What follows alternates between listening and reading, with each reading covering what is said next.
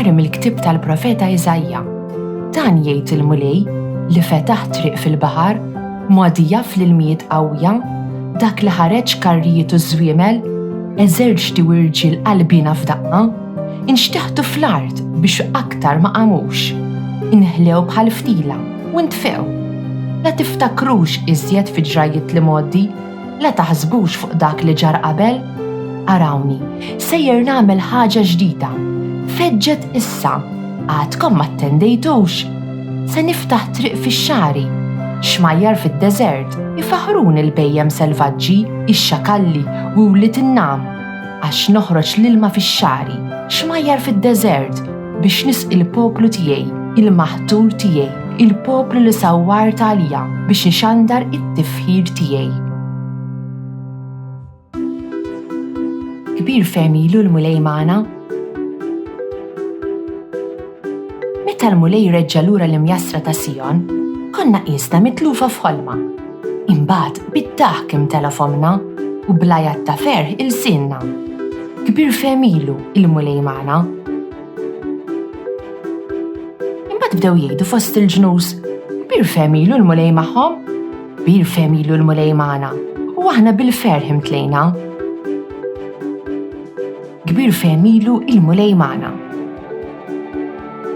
Biddel mulej xortina bħal widin tan-negeb, dawk li jiżraw fid-dmuħ jaħsdu blana ta' ferħ. Kbir femilu il-mulej magħna. Huma u sejrin imorru jibku, iġorru ż-żerrija għażrieħ, iżdu ma ġejjin lura, jiġu bana ta' ferħ, iġorru l-qatet f'idejhom. Kbir femilu il-mulej magħna. Qari mill-littra ta' San Pawlu Apostlu lill-Filippin. Uti, jiena not kollox bħala telf ħdejn il-qlieħ kbir li hemm fil-li naraf lil Kristu Ġesu Sidi. Minħabba fih rid li nitlef kollox u not kollox bħala knies biex nirbaħ lil Kristu u nkun ninsab fih. Mhux għax għandi xi ġustizzja tiegħi, dik li tiġi permezz tal-liġi, iżda dik li tiġi permezz tal-fidi fi Kristu. Il-ġustizzja ġejja minn Alla u mibnija fuq il-fidi. Irrid nara flilu u l-qawwa tal-qawmin tiegħu mill-imwiet u naqsam miegħu id-batijiet tiegħu u nsir nixbħu fil-mewt biex jirnexxieli nikseb il-qawmin mill-imwiet. Minix ngħid li jinġa ksibtu jew li jinġa perfett, imma nross il-qudiem biex naħtaf dan, ħalma Kristu Ġesu ġaħda flili. Uti, ma jidirlix li dan ġalħaqtu, imma ħaġa waħda ngħid, waqt li ninsa lil ta' warajja kollu, jiena nagħmel ħilti kollha biex nilħaq dak li hemm qudiemi. Niġri l-qudiem lejn it-tmiem biex nikseb il-premju li għali Alla qed isejħilna hemm fuq fi Kristu Ġesu.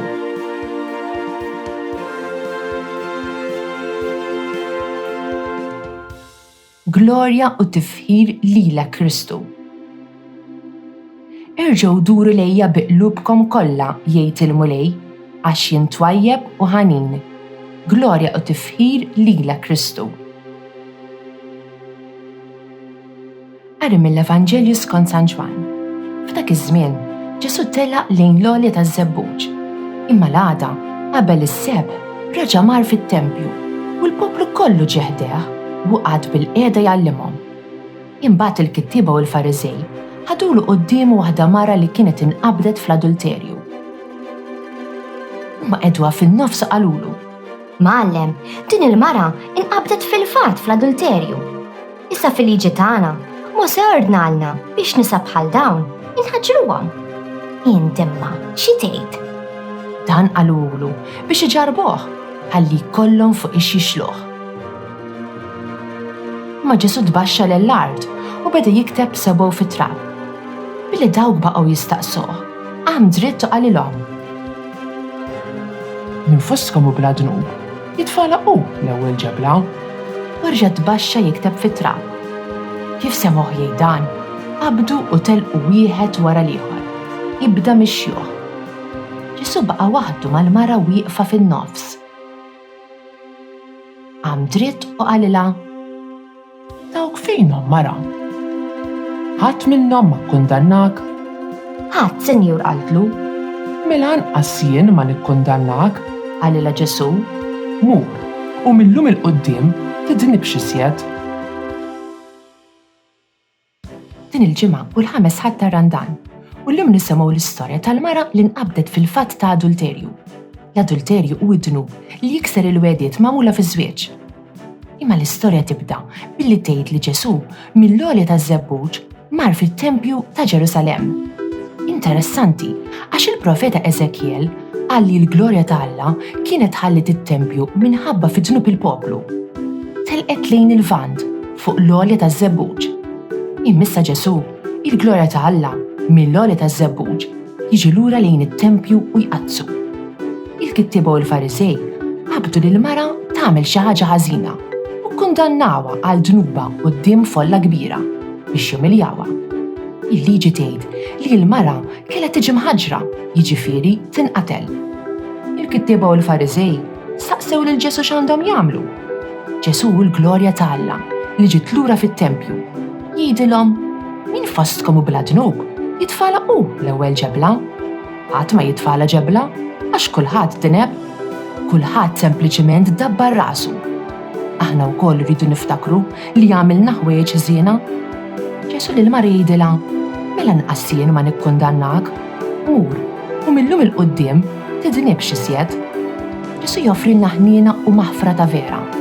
Kull ma rridu nagħmlu u li nkunu qalbna miftuħa għall grazzja tiegħu u hekk nistgħu ninħelsu mill-jasar ta' dnub.